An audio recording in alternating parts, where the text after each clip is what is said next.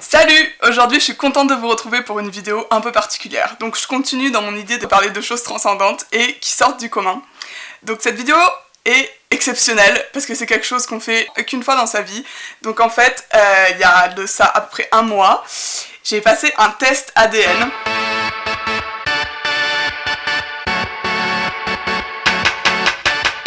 Je sais que beaucoup de personnes sont sceptiques en mode non mais c'est quoi ces trucs de merde, c'est une arnaque. Alors non, c'est scientifique.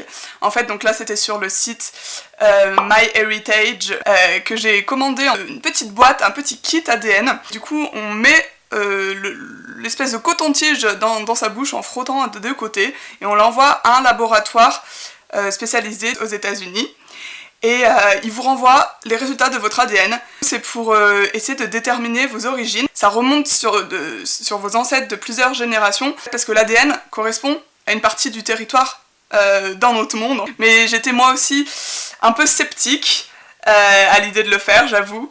Parce que je me disais, enfin genre j'envoie mon ADN aux États-Unis, c'est des espions, ça se trouve ils vont le conserver, ils vont essayer de faire un clone de moi. Bon, je serais fière si on me choisit pour être un clone, mais voilà, j'étais en mode qu'est-ce qu'ils vont faire? C'est un risque à prendre, même si ils insistent sur les mesures de confidentialité, de sécurité. J'avais trop envie de découvrir mes origines avec précision pour porter peut-être un nouveau regard sur moi et connaître vraiment les endroits d'où je viens. Ce que je sais déjà, c'est que ma mère est française de chez française et que mon père est iranien. Il m'a pas précisé, ça se trouve ses grands-parents venaient de je sais pas trop où à côté, donc je peux avoir des surprises. Et pareillement, du côté de ma mère, donc du côté de mon grand-père maternel, ses grands-parents à lui, je crois, s'étaient rencontrés à l'orphelinat. Du coup voilà, il y a un peu un trou dans mon arbre généalogique que j'espère combler aujourd'hui en découvrant mes résultats en ligne. Donc c'est parti, je vais voir mes résultats sur MyHeritage. Oh Lord. J'ai l'impression de jouer ma vie. ADN.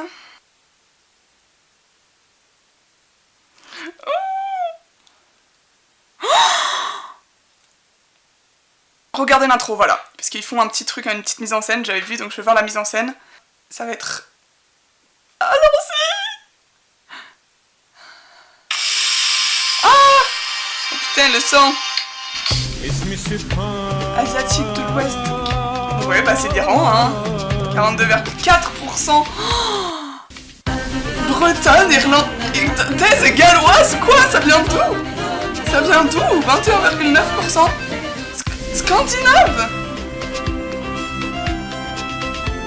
15,5%.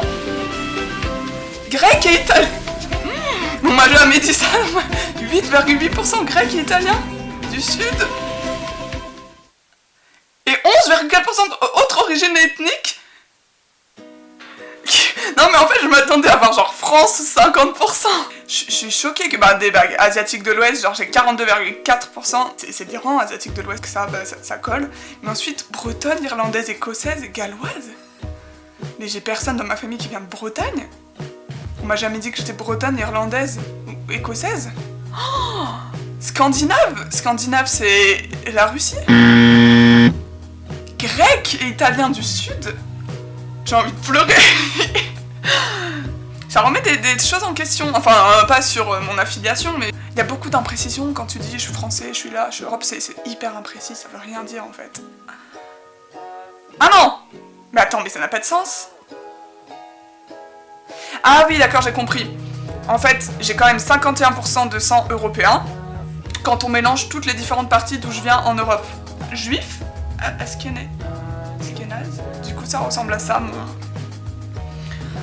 Oui, la majorité, voilà, on voit la majorité de mon sang vient d'Iran. Aussi une grande majorité d'Europe, mais c'est pas Europe à un seul endroit. C'est Europe concentrée un peu partout. Ils mettent Italie et tout, mais c'est logique que ce soit sur le côté parce que ma famille du côté maternel vient vraiment de ce côté-là de la France, de Rhône-Alpes et à la frontière avec l'Italie et les Hautes-Alpes. Donc ça correspond quand même, tu vois. Je pense qu'ils mettent frontière italien et je pense que il y a peut-être des petites imperfections, mais ça reste français. La meuf qui essaie de se convaincre qu'elle est quand même française. Mais par contre, Irlande. Même Bretagne, j'ai personne en Bretagne. Moi, c'est vraiment Rhône-Alpes, ma famille en France. C'est quand même pas un pourcentage... c'est quand même un pourcentage assez important, c'est pas un 1%, quoi. Je suis choquée. Ah non, c'est pas la Russie scandinave. J'ai dit n'importe quoi.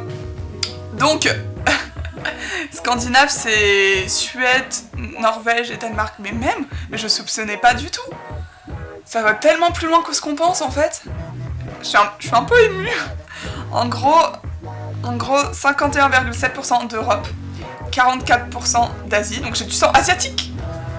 Et en fait, Moyen-Orient, je pensais que l'Iran c'était Moyen-Orient, mais ça me dit Moyen-Orient que 4,1%. Peuple d'Asie du Sud. Et c'est quoi ces peuples d'Asie du Sud? L'Inde! J'ai du sang indien? Pakistan, Bangladesh, Sri Lanka, tout ça, Afghanistan, 1,8%. Bon, c'est 1,8%, mais quand même! J'ai l'air d'une indienne. Pas trop de teint de peau, mais je suis censée être à 50% française. Et c'était censé, ma famille est censée être dans les Hautes-Alpes et être restée là toutes, des paysans dans les Hautes-Alpes qui sont restés toute leur vie dans les Hautes-Alpes. Et pourquoi, diable, y a-t-il des résultats qui viennent du Danemark et de la Norvège? Pourquoi? Bon, oui, j'oublie qu'il y a cette part de arrière-grands-parents qui étaient à l'orphelinat et donc qui peuvent venir de n'importe où, mais ça fait 15% des arrière-grands-parents. C'était tous les deux, c'était les deux grands-parents qui avaient été abandonnés à la naissance, qui sont rencontrés à l'orphelinat, et j'espère qu'ils n'étaient pas de la même famille, sinon ça explique pourquoi j'ai des petits soucis. Grec, italienne du Sud, donc là c'est vraiment la Grèce. J'ai du sang grec à 8%, mais c'est beaucoup, c'est pas 0,3%. Putain. Et ça vient d'où tout ça? On me donne mon ADN, mais on me dit pas mon histoire en fait. Je sais pas, exprimez-vous mes ancêtres là. Si on pouvait me ramener mes ancêtres à la vie et que je vois leur histoire et qu'ils me racontent, ça serait plus... Parce que là on me dit, mais je connais pas tout ce qu'il y a autour, je sais pas comment ça se fait. Donc voilà, j'ai eu un petit moment d'émotion parce que dans la vie de tous les jours, j'agis et même j'ai été élevée comme si j'étais vraiment 100% française. J'ai eu vraiment un tout petit aperçu de la culture iranienne alors qu'au final ça représente l'essentiel de ce que je suis à travers mon ADN. C'est l'énorme majorité de ce que je suis, bien plus que mon sang français qui au final je me rends compte n'est même pas purement français et dispersé un peu en Europe. Maintenant j'ai vraiment envie de découvrir cette culture et me la réapproprier parce que c'est ce que je suis en fait. Je ne suis pas que française. Loin de là. Et après je peux voir mes correspondances ADN.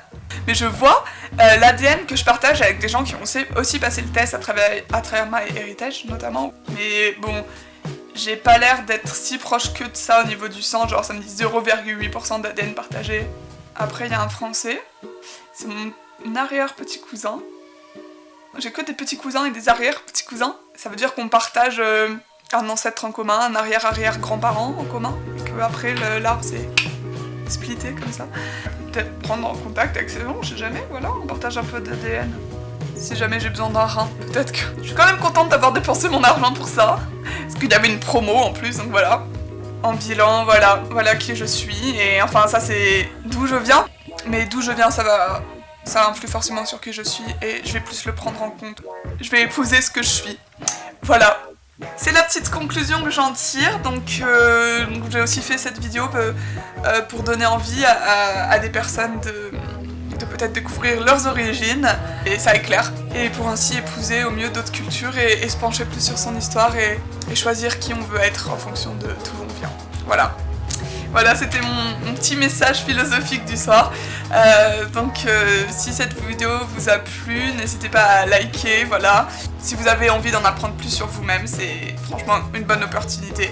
Et je sais que même pour des personnes perdues de vue qui recherchent des membres de leur famille, des personnes adoptées, ça peut changer vraiment des vies. Moi, ça m'a éclairé l'esprit, ça m'a transcendé comme vous l'avez pu le voir. Donc voilà, on se retrouve très vite pour d'autres vidéos qui n'auront absolument rien à voir, mais ça sera cool quand même, et ça sera toujours transcendant. Salut, bye.